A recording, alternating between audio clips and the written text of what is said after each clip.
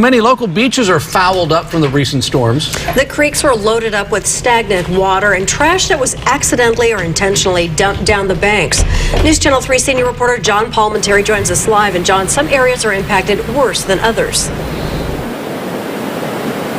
And you know, we thought last week with all that rain that came down that it would flush out those creeks and everything would be fine. That certainly is not the case. We had dirty waters, we know, last week, and some of the creeks have a shorter throw between the foothills and the ocean. Some are longer. They go through residential, business, agricultural areas. Some homeless camps before they come down.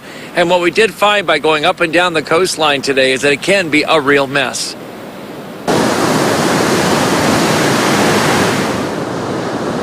Loaded with dirty water and, in many cases, debris from months of stagnant conditions in the drought, our creeks are flowing once again.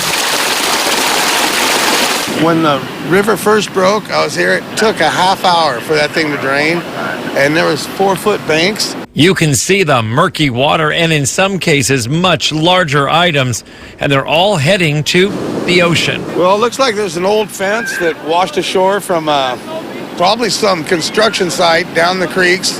That's what I'd guess. And there's some pillows down over by the staircase, and I imagine that's from an old boat wreck recently. If you come down to the mouth of some of our creeks, in some cases you can actually see the debris we're talking about. In other cases, you can simply just smell it. Yeah, it was very smelly. None of my friends went surfing for 2 days. So, you know, this is Henry's Beach, and you know when the creek's empty, you have to wait. There are still people at the beach, in some cases with their pets, and in other cases in the surf.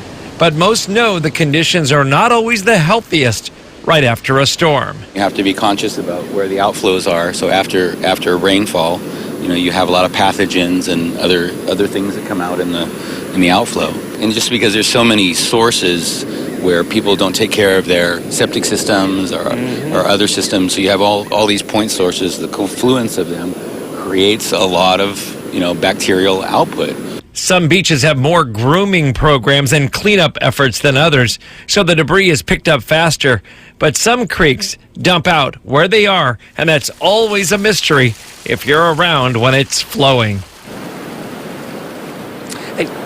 And you know, we have a lot of organizations here, environmental groups, and just simple volunteers from the local neighborhoods near these creeks that come down on a regular basis to make sure they pick up all this debris, bag it up, and get it off the beach. And then some cities and counties programs actually groom the beaches with machines as well to try and smooth all that out and get all those hazards out of the way. Reporting live along the Goleta coastline this evening, I'm John Palmentary, News Channel 3. And it looks like they will have some time to clean up those creeks. Chief Meteorologist Alan Rose is in our First Alert Weather Center. And Alan, no big storms on the horizon.